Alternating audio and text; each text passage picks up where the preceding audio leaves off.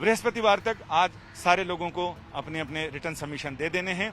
अब उम्मीद की जा रही है कि अगले हफ्ते की शुरुआत में शायद किसी भी दिन इस मामले में अंतरिम आदेश आ जाए। आदेश इस बात को लेकर होगा कि आखिर इस मामले की जांच कौन करे। सुशांत सिंह राजपूत की मौत की जांच को लेकर उठाए जा रहे सवाल और बवाल को लेकर सुप्रीम कोर्ट में अब फैसला आने के ऐन पहले लगभग सभी प्रमुख पक्षकारों ने अपने अपने रिटर्न सबमिशन सौंप दिए हैं, जिसमें सबसे पहले बिहार सरकार ने अपने रिटर्न सबमिशन सौंपे। इसके बाद सुशांत सिंह राजपूत के पिता ने और इसी बीच रिया चक्रवर्ती ने भी अपने रिटर्न सबमिशन कोर्ट को सौंप दिए हैं। अब इसमें एक बड़ी पार्टी महाराष्ट्र सरकार है। महाराष्ट्र सरकार और महाराष्ट्र पुलिस उनको अपने रिटर्न सबमिशन देने हैं। इसके अलावा चाहे तो सीबीआई भी, केंद्र सरकार सीबीआई की तरफ से रिटर्न सबमिशन दे सकती है।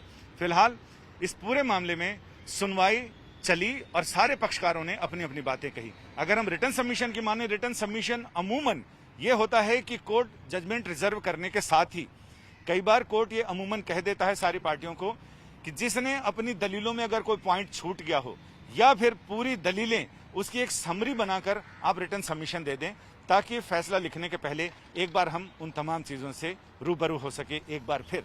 क्योंकि हमारा न्याय शास्त्र कहता है कि किसी भी आरोपी को अपने आप को निर्दोष साबित करने का अधिकार है, अपनी सफाई देने का अधिकार है, अपना पक्ष रखने का अधिकार है। इसके लिए उसे अंत तक मौका मिलना चाहिए।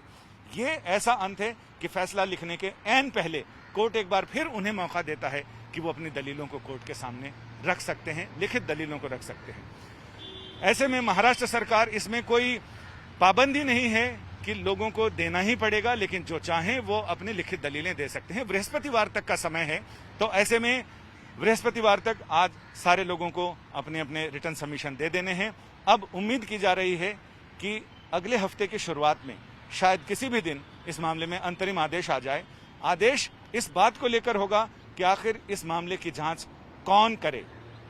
अब तक जो दलीलें आई हैं, सारे पक्षकारों ने कहा है, बिहार सरकार और सुशांत सिंह के पिता के सिंह, वो लगातार ये कहते रहे हैं कि उन्हें सीबीआई की इंक्वायरी चाहिए, सीबीआई इस मामले में जांच करे, और ये भी कहते रहे हैं, उन्होंने एफआईआर दर्ज की और वो जांच कर रहे हैं। इसमें कहीं कोई कानून के खिलाफ का मामला नहीं है, उनका क्षेत्राधिकार बनता है।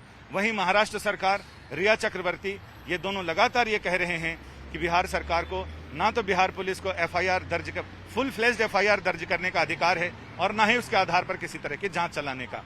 वो लगातार रिया चक्रवर्ती ये कहती रही हैं और महाराष्ट्र सरकार कि इस जांच को, बिहार पुलिस को जांच आगे बढ़ाने का अधिकार नहीं है, इस केस को शिफ्ट किया जाए, इसके ट्रायल हो तो मुंबई में होने चाहिए। बिहार पुलिस का कहना और बिहार सरकार का कि जब उन्होंने एफआईआर ही दर्ज नहीं की तो कौन से केस को शिफ्ट करने की बात कर रहे हैं। फिलहाल ये सारे आरोप और प्रत्यारोप तो लगे हैं, कई राजनीतिक आरोप लगाए गए, कई कानूनी नुक्तों पर बात हुई, लेकिन अब सुप्रीम कोर्ट में फैसला आते ही, यानी अंतरिम आदेश आते ही ये साफ हो जाएगा कि इस मामले की जांच आखिर कौन करेगा।